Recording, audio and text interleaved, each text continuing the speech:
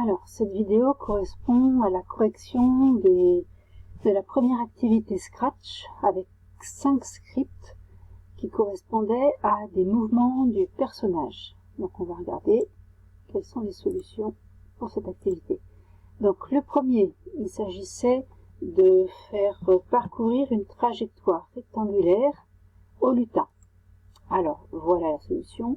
Quand le drapeau vert est cliqué, on le fait avancer de 130 pas, tourner de 90 degrés, avancer de 100 pas, tourner de 90 degrés, avancer encore de 100 pas, tourner de 90 degrés, et enfin finir en avançant à nouveau de 100 pas. Voyons ce que ça donne. Et voilà, donc il ne reste plus qu'à cliquer sur le drapeau vert. Et voilà, le rectangle est effectué. On passe au deuxième script. Donc là, il s'agissait de tracer un carré de 170 pas de côté en s'arrêtant à chaque sommet. Alors, quelques indications de blocs étaient données.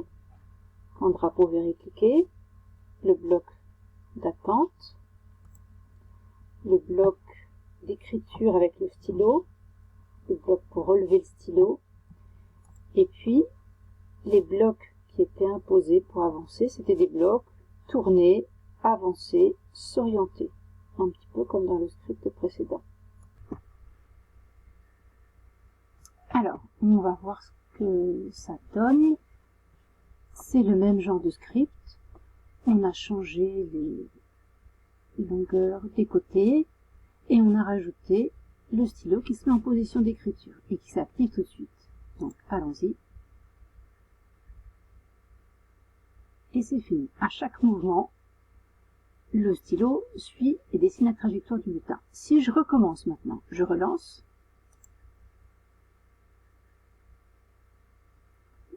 Et si je relance encore, vous observez qu'à chaque fois, le lutin repart de sa position d'origine.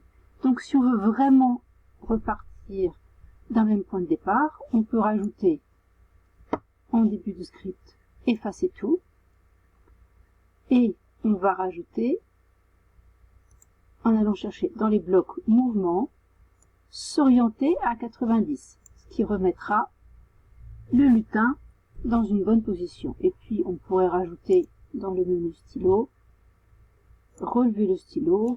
En fait ici on n'en a pas vraiment besoin. Et là regardons ce qui se passe. Alors il est reparti de son point de départ, le lutin était de travers. Maintenant je recommence une deuxième fois, cette fois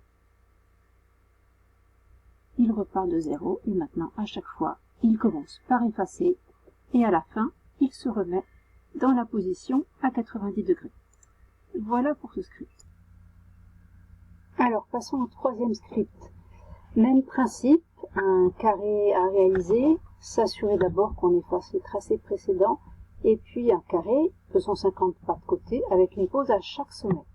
La différence, c'est qu'ici les briques imposées ne sont pas les briques tourner, avancer et s'orienter, mais les briques qui utilisent les coordonnées X et Y. Donc X étant l'abscisse et Y l'ordonnée. Eh bien, voyons ce que ça donne. Alors, cette fois, on a repéré les coordonnées des points correspondant au sommet du carré et on demande d'aller au point de coordonnées 150, 0, puis au point de coordonnées 150, 150, au troisième point et enfin au quatrième point. Voyons ce que ça donne. Alors, pour ce script, j'ai fait le choix d'un arrière-plan où on voit explicitement apparaître le repère. Donc on voit l'axe des abscisses X et l'axe des ordonnées Y. Ce repère est toujours là, même quand on ne le voit pas apparaître en tant que tel sur l'arrière-plan. Alors, vérifions. On démarre. Premier point, deuxième, troisième. On recommence. Pas de changement. On voit que cette fois le lutin ne change pas d'orientation. On n'a pas besoin de modifier son orientation. Il se déplace pour aller au point dont les coordonnées sont indiquées. Et voilà pour ce script. Donc voilà ce script 3. Et maintenant, nous allons pouvoir passer au script suivant, le script 4. Alors, le script 4, encore un carré, même principe, la seule chose rajoutée à la fin, le petit lutin qui se décale et qui dit quelque chose, sauf que cette fois, on demande de ne pas utiliser plus de 9 briques. Par contre, en indication, on nous donne l'obligation d'utiliser ce bloc répété et le bloc dire bonjour. Cette fois, on n'utilisera pas les coordonnées, sinon ça nous ferait utiliser trop de blocs. On va revenir au bloc avancer et tourner. Donc voilà le principe de ce script. On va répéter 4 fois, avancer de 100 pas, tourner de 90 degrés et attendre une seconde. À la fin, on va décaler le personnage. Pour ça, on va utiliser son abscisse pour le décaler de 100 par exemple. Donc moi j'ai mis ajouter moins 100 à x, ça veut dire qu'on va diminuer son abscisse de 100. Il va se déplacer de 100 vers la gauche et on va lui faire dire trop facile pendant 2 secondes. Voyons ce que ça donne. Alors voilà ce script 4. Quand le drapeau vert est cliqué, le stylo se mettra en position d'écriture et on répétera 4 fois cette boucle. Donc avancer de 100 pas, tourner de 90 degrés, attendre une seconde, on recommence une deuxième fois, on recommence une troisième fois, on recommence une quatrième fois. Et après, au bout de 4 fois, on passera à la suite. Relever le stylo, se déplacer de 100 vers la gauche et dire trop facile pendant 2 secondes. On vérifie tout ça.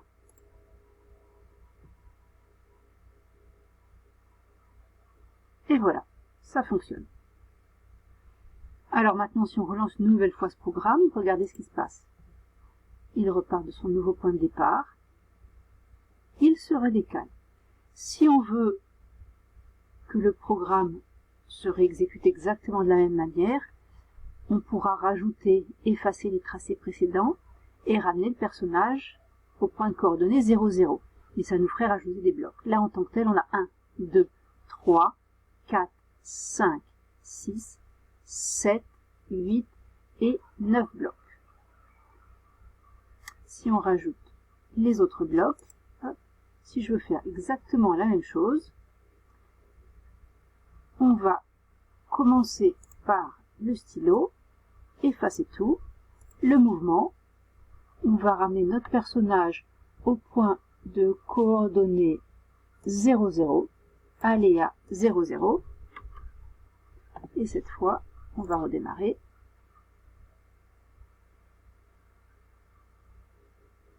Et à chaque fois, on a le même carré, il repart du même endroit. Par contre, pour faire ça, on a été obligé de rajouter 2 blocs supplémentaires. Passons au dernier script. Alors, le dernier script, ça se complique. Le lutin va demander à l'utilisateur de choisir une longueur et ensuite, il va construire une maison qui correspond à un carré de côté L. Donc on voit ce carré ici, surmonté d'un triangle équilatéral. Puis il va se décaler vers la gauche et annoncer le périmètre du tracé. Donc il faut se rappeler que dans un triangle équilatéral, les angles font 60 degrés.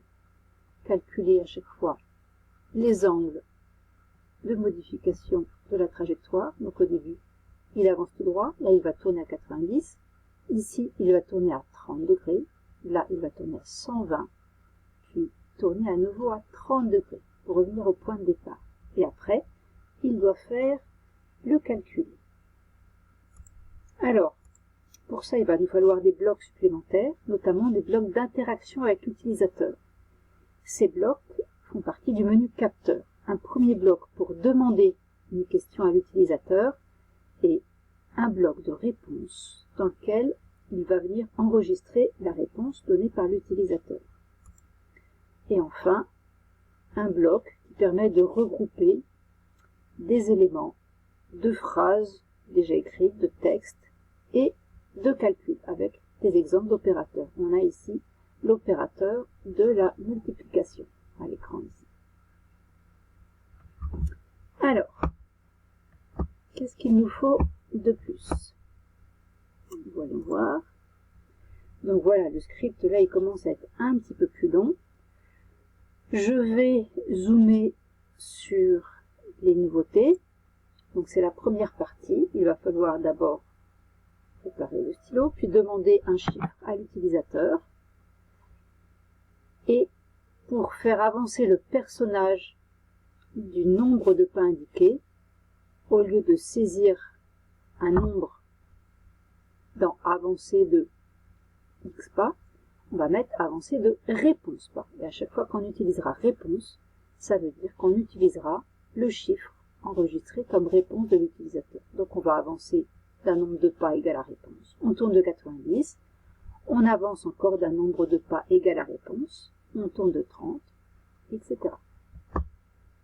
Et puis, à la fin du programme, autre nouveauté, quand le lutin s'est décalé, il va dire des éléments regroupés. Donc il va regrouper du texte, le périmètre est, et il va y ajouter un élément de calcul. Donc le calcul, ça va être 5 fois la longueur enregistrée sous l'étiquette réponse. Eh bien, voyons ce que c'est. Alors, voilà ce script numéro 5. J'ai fait le choix de garder en arrière-plan le repérage avec les axes X et Y pour bien mémoriser le repère qui est toujours caché derrière l'arrière-plan que vous choisissez. Et on y va, on démarre. On clique sur le drapeau vert, on nous demande de choisir un chiffre. Avec mon clavier, je vais choisir 100. Donc je fais 100 et je fais Entrée où je clique en validant ici. Il enregistre la réponse. Et il avance de 100, il tourne de 30, et voilà. Donc il a calculé que le périmètre avait pour longueur 100, plus 100, plus 100, plus 100. J'ai effacé, on recommence. 1, 2, 3, 4, 5 côtés, donc 5 fois 100, le périmètre fait bien 500. Et voilà pour ce dernier script.